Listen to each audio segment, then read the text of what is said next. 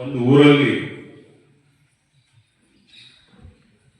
ಒಂದು ಯಾವುದೋ ಒಂದು ಘಟನೆ ಅಥವಾ ಒಂದು ವಿಷಯ ಯಾವ್ಯಾವ ಹಂತಗಳನ್ನ ಪಡೆದು ಯಾವ ರೂಪದ ತನಕ ಎಲ್ಲಿ ತನಕ ಹೋಗ್ತದ ಅಂತ ಅನ್ನೋದಕ್ಕೆ ಆಮೇಲೆ ಅದರಿಂದ ಎಷ್ಟು ಮಂದಿಗೆ ತೊಂದರೆ ಆಗುತ್ತ ಅನ್ನೋದ್ರ ಬಗ್ಗೆ ನಿಮ್ಗೆಲ್ಲರಿಗೂ ಅನುಭವ ಬಂದದ್ದು. ಆಮೇಲೆ ಈ ಭೀಮನಗೌಡರ ಬಗ್ಗೆ ನಾನೀಗ ಹೆಚ್ಚಿಗೆ ಮಾತಾಡ್ಲಿಕ್ಕೆ ಆಗುದಿಲ್ಲ, ಯಾಕಂದ್ರೆ ನಾವು ಏನ್ ಮಾತಾಡಿದ್ರು ಕಡಿಮೆನೆ. ಅಂತ ವ್ಯಕ್ತಿಯನ್ನು ಕಳ್ಕೊಂಡ ನೀವೆಲ್ಲ ದುಃಖದಲ್ಲಿದ್ದೀರಿ. ನಿಮಗೆ ನಾವು ರಕ್ಷಣೆ ನಾವು 100% ರಕ್ಷಣೆಯನ್ನು ನಾವು ಕೊಡ್ತೀವಿ. ನಮ್ಮ ಇಲಾಖೆ ಅದಕ್ಕೆ ಹೊರಟಾಗ್ಯದ. ಬಟ್ ಇದರಲ್ಲಿ ಒಂದು ನಾನು ನಿಮ್ಮಲ್ಲಿ ಕೋರಿಕೊಳ್ಳೋದು ಏನಂದ್ರೆ, ಒಂದು ಅಪರಾಧ ಆಗ್ಯದ. ಆ ಅಪರಾಧವನ್ನ ಯಾರು ಮಾಡಿದ್ದಾರೆ, ಹೆಂಗ್ ಮಾಡಿದ್ದಾರೆ, ಯಾಕೆ ಮಾಡಿದ್ದಾರೆ, ಎಲ್ಲಿ ಮಾಡಿದ್ದಾರೆ, ಯಾವ ರೀತಿ ಮಾಡಿದ್ದಾರೆ ನಿಮ್ಗೆಲ್ಲ ಗೊತ್ತಿದೆ. ಒಂದು ದಯವಿಟ್ಟು ತಪ್ಪು ಮಾಡ್ರಿ. ಅಂತವ್ರಿಗೆ ಶಿಕ್ಷೆ ಆಗ್ಬೇಕಂತಂದ್ರ ನಮ್ಮ ಪೊಲೀಸ್ ಇಲಾಖೆ ಜವಾಬ್ದಾರಿ ಒಂದೇ ಇಲ್ಲ. ನಾವು ಘಟನೆ ಕಾಲಕ್ಕೆ ಯಾರ್ಯಾರಿದ್ರು, ಯಾರ್ಯಾರು ನೋಡಿದ್ರು, ಯಾರ್ಯಾರೇನಲ್ಲಿ ಕೃತ್ಯ ಮಾಡಿದ್ರು ಅಂತ ಅನ್ನೋದ್ರ ಬಗ್ಗೆ ನಿಮ್ಮೆಲ್ಲರ ಸಾಕ್ಷಿಗಳನ್ನ ನಾವು ತಗೊಳ್ತೀವಿ.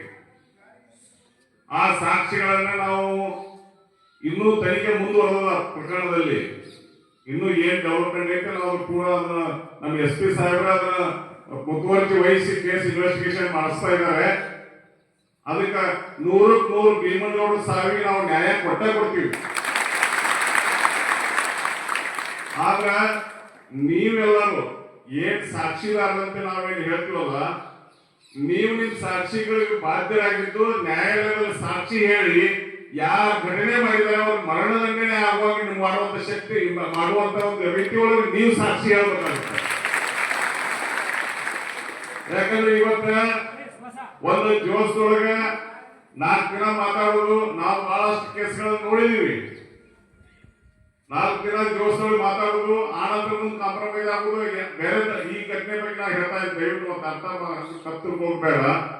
ಅದಕ್ಕೆ ನೀವು ಹೆಂಗ ಗುಂಡು ಹೊಡೆದಂಗೆ ನೀವು ಇದು ಸಾಕ್ಷಿ ಹೇಳಿದ್ರ ಅವ್ರ ಶಿಕ್ಷೆಯನ್ನು ತಪ್ಪಿಸ್ಕೊಳ್ಳಿಕ್ಕೆ ಯಾರ ಅಪ್ಪನಿಂದ ಸಾಧ್ಯ ಇಲ್ಲ.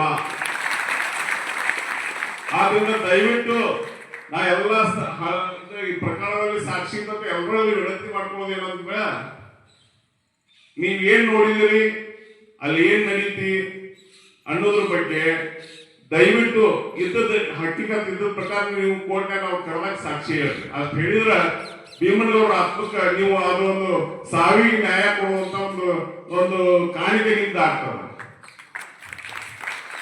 ಆಮೇಲೆ ಈಗ ನೆಕ್ಸ್ಟ್ ಊರೊಳಗೆ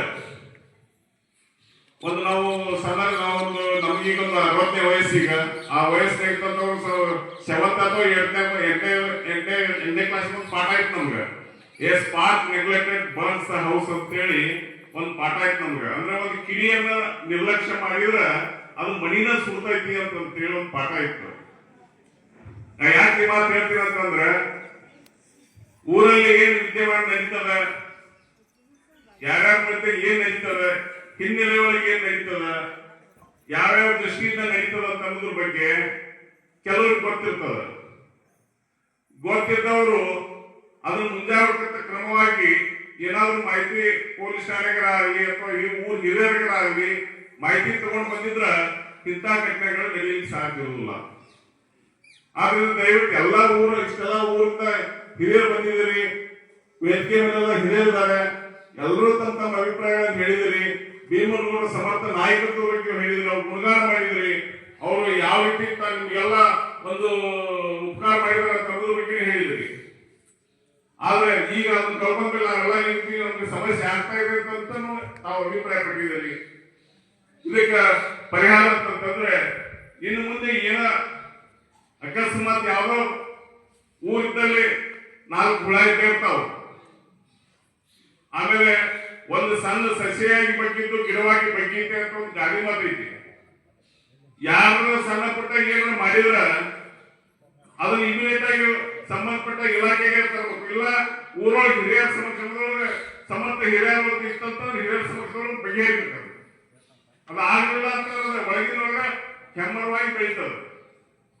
ಆದ್ರಿಂದ ಅಂತ ಯಾವುದಕ್ಕೂ ಸಹಿತ ಒಂದು ಅವಕಾಶ ಕೊಡ್ಲಾರ್ದಂಗ ಸಮರ್ಥ ರೀತಿಯೊಳಗೆ, ಯಾಕಂದ್ರೆ ಯುವಕರು ಬಹಳ ಇದಾರೆ ಇಲ್ಲಿ.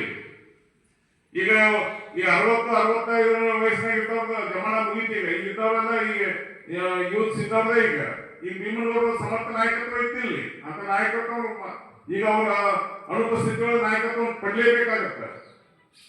ಅಂತ ಒಂದು ಒಳ್ಳೆ ಕೆಲಸಗಳನ್ನ ಮಾಡ್ಲಿಕ್ಕೆ ತಾವು ಮುಂದಾಗಬೇಕು. ಯಾವುದೇ ಮಾಹಿತಿ ಈಗ ನೋಡ್ರಿ, ಯಾರು ಬಾಸಿಸಮ್ ಮಾಡುವಂತ ಅವಶ್ಯಕತೆ ಇಲ್ಲ. ಈಗ ಯಾರ ಊರೊಳಗೆ ಈಗೆಲ್ಲ ನಮ್ಮ ತಾಯಂದ್ರೆಲ್ಲ ಹೇಳ್ತಾ ಇದ್ರಿ, ನಮ್ಗೆ ಯಾರು ದಿಕ್ಕು ಯಾರು ದಿಕ್ಕು ಅಂತೇಳಿ. ಈಗ ನಿಮ್ಮ ಊರಿಗೆ ನಿಮ್ಮ ಹಿರಿಯರ ನಿಮ್ಗೆ ಮಾರ್ಗದರ್ಶಕರು, ನಿಮ್ಮ ಹಿರಿಯರ ದಿಕ್ಕಿನ ಆಗಲಿಲ್ಲ ನಾವು ಖಂಡಿತವಾಗಿ ಹೇಳ್ತೀವಿ. ನಮ್ಮ ಇಲಾಖೆ ನಿಮ್ಗೆ ಎಲ್ಲರಿಗೂ ರಕ್ಷಣೆ ಕೊಡ್ತದೆ, ನಿಮ್ಮೆಲ್ಲ ರಕ್ಷಣೆ ಮಾಡ್ತದೆ. ಅಷ್ಟರ ಮಟ್ಟಿಗೆ ನಾವು 100% ನಾವು ಹೇಳ್ತೀವಿ.